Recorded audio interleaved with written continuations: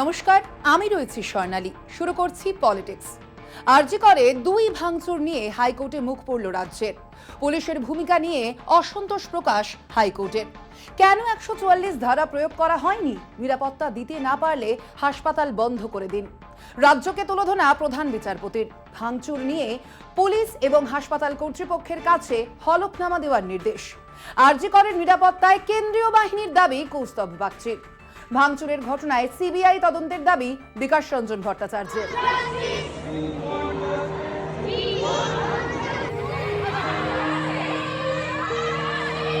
নারীর নিরাপত্তার দাবিতে রাত দখলের আন্দোলন। সেই রাতে আরজি কর হাসপাতালে দুষ্কৃতীদের তাণ্ডব।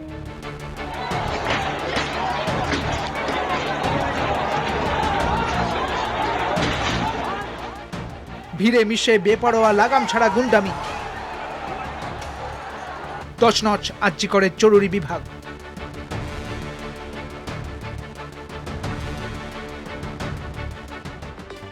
এবার আরজি করে ভাঙচুরের ঘটনায় কলকাতা হাইকোর্টে ভৎসনার মুখে পড়ল কলকাতা পুলিশ। পুরো ঘটনায় রাজ্য প্রশাসনও সম্পূর্ণভাবে ব্যর্থ হয়েছে বলে মন্তব্য হাইকোর্টের প্রধান বিচারপতি টি.এস. শিবজ্ঞানম এবং বিচারপতি হিরণময় ভট্টাচার্যের বেঞ্চের। আদালতে রাজ্য সরকারের দাবি, বুধবার রাত দখলের কর্মসূচি চলাকালীন আচমকা হাসপাতাল চত্বরে 7,000 উন্মত্ত জনতার জমায়েত হয়। পুলিশের ব্যারিকেড ভেঙে তাণ্ডব চলে। পরিস্থিতি নিয়ন্ত্রণ করতে পুলিশ টিয়ার গ্যাস ছোড়ে। এই সওয়ালের প্রেক্ষিতে হাইকোর্টের প্রধান বিচারপতির প্রশ্ন, প্রশাসন কেন 144 ধারা প্রয়োগ করেনি? পুলিশের ভূমিকা নিয়ে অসন্তোষ প্রকাশ করে আদালত। ভবিষ্যতে এমন ঘটনা নিয়ন্ত্রণে কি পদক্ষেপ করবে পুলিশ? আদালত তা জানতে চায়। প্রশাসনকে বারবার থাপ্পড় মেরে আদালত বলছে এই প্রশাসন কার্যত হাঁটু গেড়ে বসে গেছে। এই প্রশাসনের কোনো কাজ নেই, মানে চরম ব্যর্থতার জ্বলন্ত নিদর্শন। পশ্চিমবঙ্গের পুলিশের এত কদর্য রূপ আমরা আর কখনো দেখিনি। সেমিনার হলের কাছের ঘর ভাঙা নিয়েও প্রশ্ন ওঠে আদালতে।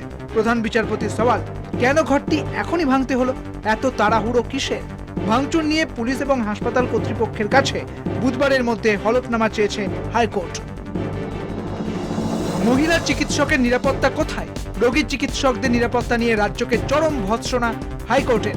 শুক্রবার আরজি করে নিরাপত্তার দায়িত্ব কেন্দ্রীয় বাহিনীকে দেওয়ার আর্জি জানান আইনজীবী কৌস্তভ বাগচি। কোর্ট একটা সময় এই কথা পর্যন্ত বলে যে এই ধরনের ঘটনা যদি চলতে থাকে আরজি কর হসপিটালকে বন্ধ করে পেশেন্টদেরকে এলসওয়্যার শিফট করে দেওয়া হোক। অত্যন্ত নিন্দনীয় বিষয়। আমরা কোর্টের কাছে প্রেয়ার করেছিলাম যে এই ঘটনার যা পরিপ্রেক্ষিতে সেন্ট্রাল প্যারামিলিটারি ফোর্স ডিপ্লয় করা হোক, কারণ রাজ্য সরকারের পুলিশের দ্বারা এই ঘটনাকে তারা এই সিচুয়েশনটাকে ট্যাকেল করতে চাইছে না, বা ইটস আ ডেলিবারেট অ্যাটেম্প্ট। একই সঙ্গে হাইকোর্টে ভাঙচুরের ঘটনায় সিবিআই তদন্তের দাবি করেন বিকাশ রঞ্জন ভট্টাচার্য। সওয়াল করেছি যে এই ঘটনাটা শাসক দল তারা পরিকল্পিতভাবে ঘটিয়েছেন। মুখ্যমন্ত্রীর উত্তেজক বক্তব্যের পরেই রাত্রিবেলায় হামলা, সুতরাং এটা বুঝতে অসুবিধা হয় না যে শাসক দল এটা করিয়েছে।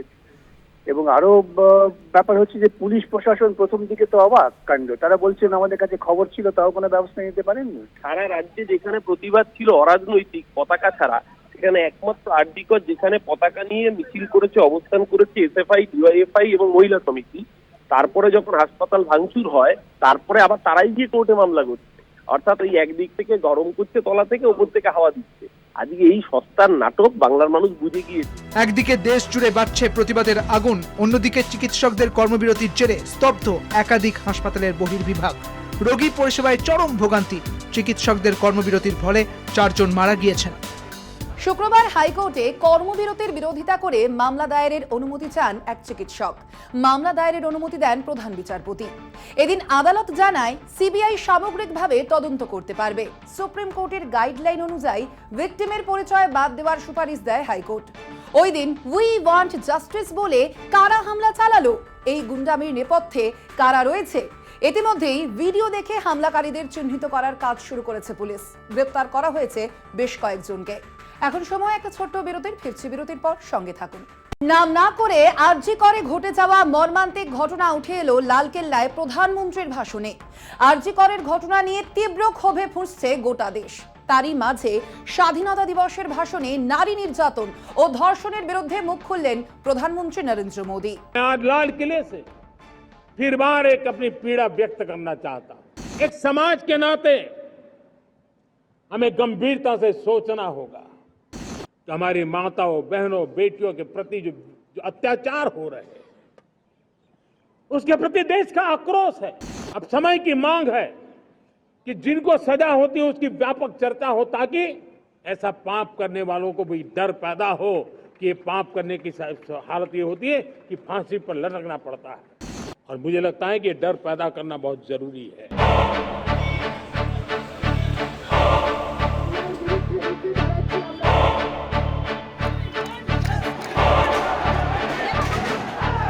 আরজিকর হাসপাতালে এক চিকিৎসককে ধর্ষণ করে খুনের ঘটনা গোটা দেশে আলোড়ন ফেলে দিয়েছে। অপরাধীর শাস্তির দাবিতে মুখর গোটা দেশ। এই পরিস্থিতিতে প্রধানমন্ত্রী লালকেল্লার ভাষণে কিছু বলেন কিনা সেদিকে দৃষ্টি ছিল গোটা দেশের। নিরাশ করেননি প্রধানমন্ত্রী। আরজিকরের নাম না করে নারী নির্যাতন ও ধর্ষণ নিয়ে কড়া বার্তা দিয়েছেন নরেন্দ্র মোদী। প্রধানমন্ত্রী বলেন, আমি দুঃখ প্রকাশ করতে চাই, নারীদের উপর যে ধরনের নির্যাতন চলছে তা নিয়ে ভাবা দরকার। দেশ জুড়ে ক্ষোভ তৈরি হচ্ছে।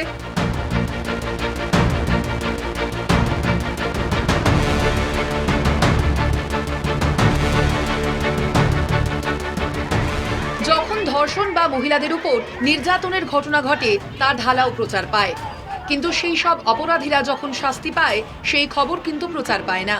মোদীর পরামর্শ, শাস্তির কথাও ফলাও করে প্রচার হওয়া দরকার।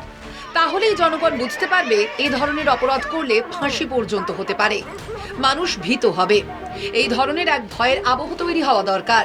अब समय की मांग है कि जिनको सजा होती है उसकी व्यापक चर्चा हो, ताकि ऐसा पाप करने वालों को भी डर पैदा हो कि ये पाप करने की हालत ये होती है कि फांसी पर लटकना पड़ता है।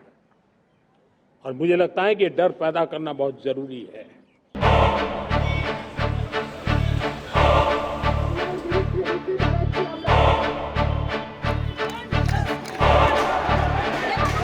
একই সঙ্গে রাজ্য সরকারগুলিকে মোদির বার্তা, যারা নারীদের উপর অত্যাচার করছে যত দ্রুত সম্ভব তাদের বিচার করে কঠোর সাজা দিতে হবে। তবেই সমাজের প্রতি মহিলাদের বিশ্বাস ফিরবে। এই জাতীয় অপরাধের বিচারের ক্ষেত্রে রাজ্য প্রশাসনকে সক্রিয় হওয়ার বার্তা দিয়েছেন প্রধানমন্ত্রী। সাম্প্রতিক পরিস্থিতিতে মোদির এই বক্তব্য তাৎপর্যপূর্ণ বলে মনে করছে রাজনৈতিক মহল। कुछ चिंता की बातें भी आती है और मैं आज लाल किले से फिर बार एक अपनी पीड़ा व्यक्त करना चाहता हूं। एक समाज के नाते हमें गंभीरता से सोचना होगा कि हमारी माताओं, बहनों, बेटियों के प्रति जो अत्याचार हो रहे हैं, उसके प्रति देश का आक्रोश है, जन सामान्य का आक्रोश है। इस आक्रोश को मैं महसूस कर रहा हूं। इसको देश को, समाज को, हमारी राज्य सरकारों को गंभीरता से लेना होगा। महिलाओं के विरुद्ध अपराधों की जल्द से जल्द जांच हो, राक्षसी कृत्य करने वालों को जल्द से जल्द कड़ी सजा हो, वो समाज में विश्वास पैदा करने के लिए जरूरी है। আরজিকর মেডিকেল কলেজ হাসপাতালে তরুণী চিকিৎসককে ধর্ষণ করে খুনের ঘটনায় উত্তপ্ত দেশ। অপরাধীর শাস্তির দাবিতে সরব সকলেই। দলে দলে মানুষ রাস্তায় নেমেছে। আরজিকরের নাম না করে নারী নির্যাতন ও ধর্ষণ নিয়ে কড়া বার্তা দিয়েছেন মোদী। ধর্ষণের অপরাধীদের দ্রুত কঠোর শাস্তির কথাও বলেছেন তিনি। আরজিকর আবহে সব রাজ্যের প্রশাসনকে কড়া বার্তাও দিয়েছেন মোদী। এখন সময় আরো একটা ছোট্ট বিরতির। ফিরছি বিরতির পর, সঙ্গে থাকুন। স্বাধীনতা দিবসের ভাষণে কার্যত দলীয় রাজনীতির কথাই বললেন প্রধানমন্ত্রী নরেন্দ্র মোদী। পরিষ্কারভাবে বলেন, এতদিন দেশে যে দেওয়ানি বিধি চলছে তা সাম্প্রদায়িক। চালু থাকা এই বিধি ধর্মনিরপেক্ষ নয়। তিনি বলেন, আগামী দিনে দেশে ইউসিসি বা অভিন্ন দেওয়ানি বিধি চালু করাই তাঁর মূল লক্ষ্য। মোদীর এই কথার কড়া সমালোচনা করেছেন দেশের বিরোধী নেতারা। একই সঙ্গে নরেন্দ্র মোদী সওয়াল করেন এক দেশ এক ভোট নিয়েও। सुप्रीम कोर्ट ने बार बार यूनिफॉर्म सिविल कोड को लेकर जो चर्चा की है, देश का एक बहुत बड़ा वर्ग मानता है जिस सिविल कोड को हम लेकर के जी रहे हैं, वो सिविल कोड सचमुच में तो एक प्रकार का कम्युनल सिविल कोड है। इस गंभीर विषय पर देश में चर्चा हो, व्यापक चर्चा हो। जो कानून धर्म के आधार पर देश को बांटते हैं, जो ऊंच नीच का कारण बन जाते हैं, ऐसे कानूनों को आधुनिक समाज में कोई स्थान नहीं हो सकता है। অনুষ্ঠান যাই হোক, তার বক্তব্যে রাজনৈতিক কথা থাকবে না এমন হয়নি। স্বাধীনতা দিবসের দিন লালকেল্লায় নরেন্দ্র মোদীর বক্তৃতায়ও স্বাভাবিকভাবেই রাজনীতি ছিল। লালকেল্লার ওই অনুষ্ঠানে ছিলেন দেশের প্রধান বিচারপতি DY চন্দ্রচূড়।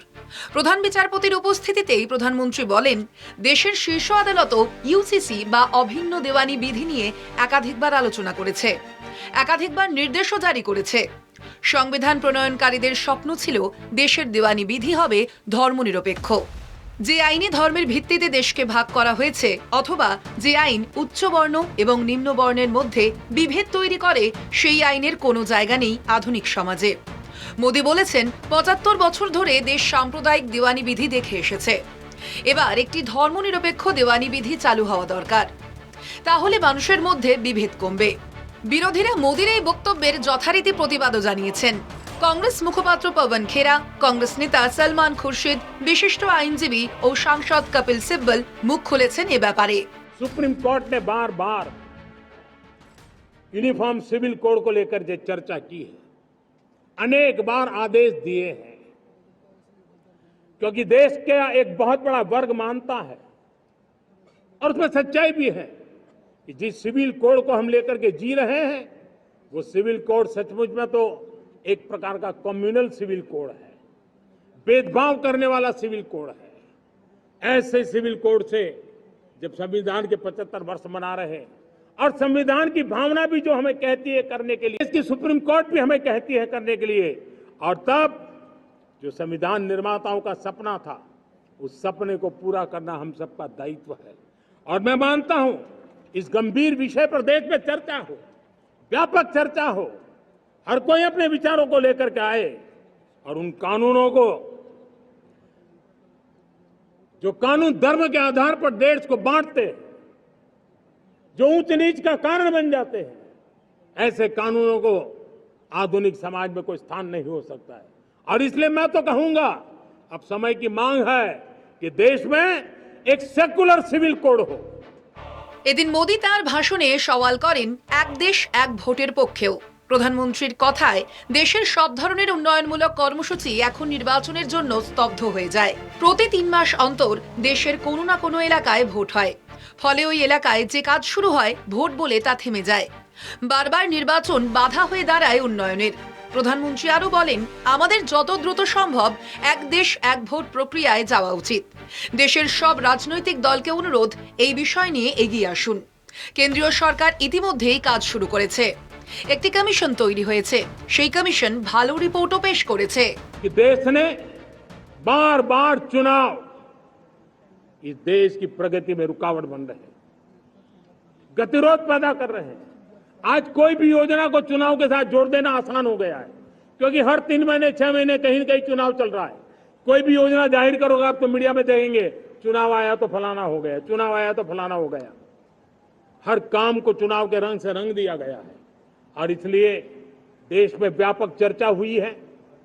सभी राजनीतिक दलों ने अपने विचार रखे हैं। एक कमेटी ने बहुत बढ़िया अपना रिपोर्ट तैयार किया है। वन नेशन वन इलेक्शन के लिए देश को आगे आना होगा। স্বাধীনতা দিবসে লালকেল্লা থেকে নারী নিরাপত্তা নিয়েও জোরালো সওয়াল করেছেন প্রধানমন্ত্রী নরেন্দ্র মোদী।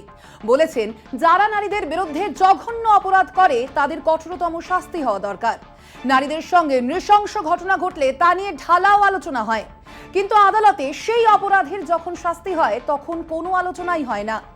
সময় এসেছে অপরাধীদের শাস্তি নিয়েও আলোচনা করার, যাতে অপরাধীদের ভয় তৈরি হয়, যাতে আর কেউ এ ধরনের অপরাধ করতে সাহস না পায়। পলিটিক্স আজ এ পর্যন্তই। দেখতে থাকুন কলকাতা টিভি, রাত দিন 7 দিন।